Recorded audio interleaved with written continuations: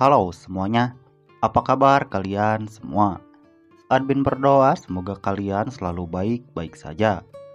Kali ini admin akan melanjutkan cerita Donghua dari Lian Qixi Wanian.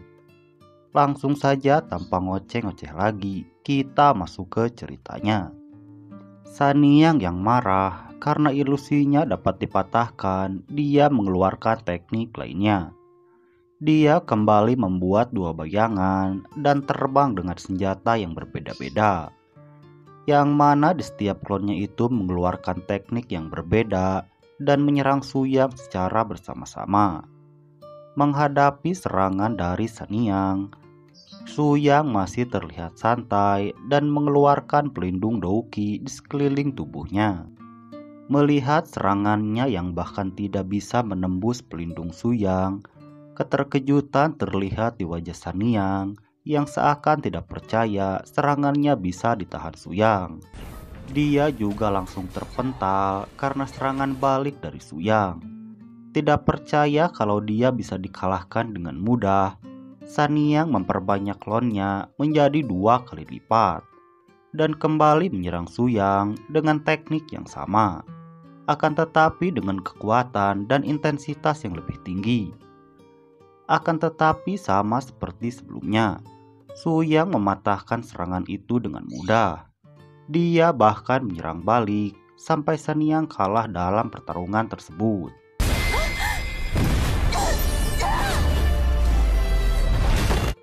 Mengetahui kalau kekuatan Suyang tidak masuk akal, Saniyang pun berbalik arah dan memohon untuk menjadi pelayan dari Suyang. Dia bahkan siap berkhianat kepada teman-temannya. Namun Suyang tidak tertarik dengan Saniyang. Dia juga langsung menendang Saniyang keluar dari sekte Tianlan.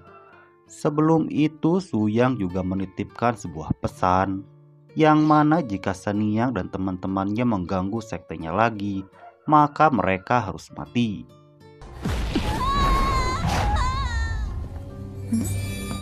Beberapa saat kemudian datang Ling Qingsu membawakan ramuan kekosongan spiritual yang telah dipesan oleh Suyang sebelumnya. Setelah mendapatkan bahan-bahan yang diinginkan, Suyang langsung memurnikan ramuan itu menjadi pil tingkat 4. Suyang lalu membagikan semua pil itu kepada muridnya. Dia juga meminta agar mereka bisa menerobos dalam waktu 1 bulan. Berbeda dengan murid lainnya, Ling Qingsu diminta Suyang agar menerobos ranah Jindan dalam waktu setengah bulan. Semua muridnya pun langsung berkultivasi untuk menaikkan ranah mereka masing-masing.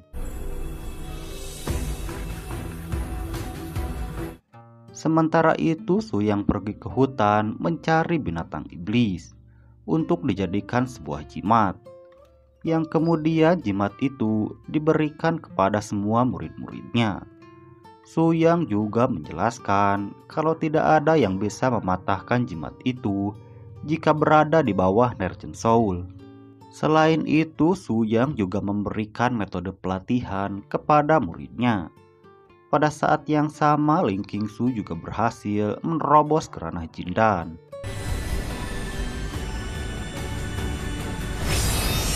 Sementara itu di rumah lelang Lingbao, seorang anak buah melaporkan tentang kehebatan Suyang dan sekte Langtian kepada pemimpinnya yang bernama Yang Shuangtian.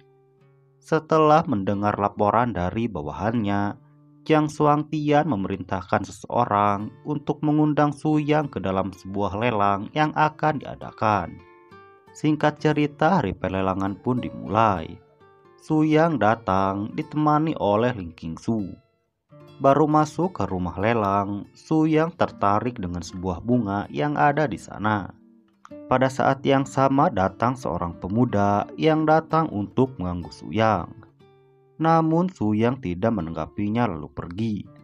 Akan tetapi si Dugu Tingpeng malah menghina Suyang, sehingga membuat Suyang sedikit kesal dan mengeluarkan sedikit paksaan yang membuat Dugu Tingpeng terjatuh.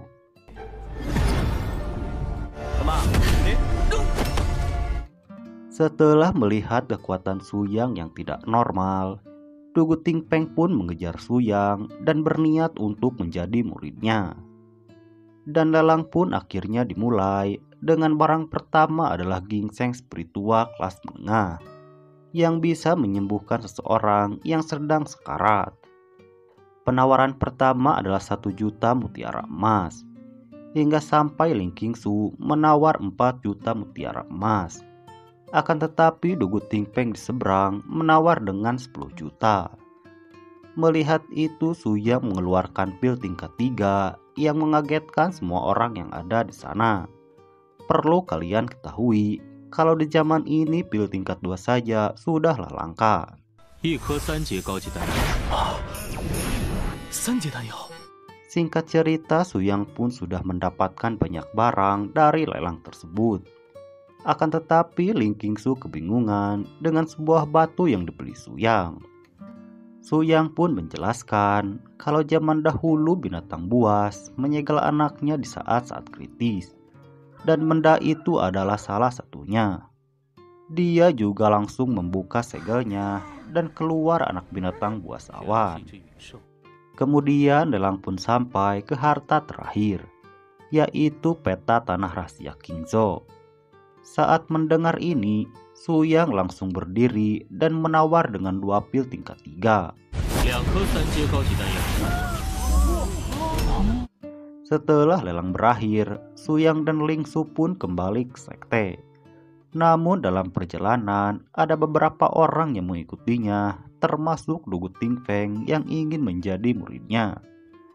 Menyadari kalau mereka diikuti, Suyang pun menyuruh Dugu Tingpeng untuk keluar. Dugu Tingpeng juga langsung berlutut dan meminta untuk menjadi murid Suyang.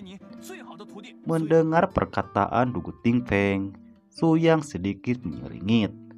Karena dulu murid terburuknya saja menjadi ketua sekte. 大的也都成为了宗门之主元神期的大了，你也配？ Sebelum diterima menjadi murid, Dugu Tingpeng harus mengalahkan 3 orang lainnya yang telah mengikuti mereka. Dugu Tingpeng pun langsung baku hantam dengan mereka bertiga. Dugu Tingpeng juga berhasil mengalahkan salah satu dari mereka dengan sangat mudah. Setelah itu dia melawan orang kedua yang menggunakan racun.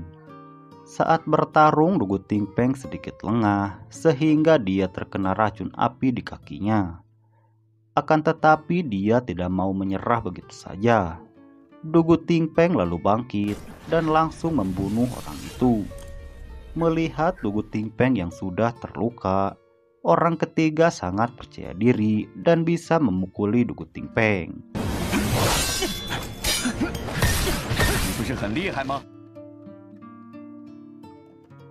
Akan tetapi Suyang datang dan membantu Dugu Tingpeng. Suyang juga membantu Dugu Tingpeng untuk mengeluarkan racun api yang menginfeksi tubuhnya. Sampai racun api itu mengenai pemberontak ketiga. Melihat pemberontak ketiga terkena racun api, Suyang pun menyuruh Dugu Tingpeng untuk menyelesaikannya. Dengan itu Dugu Tingpeng pun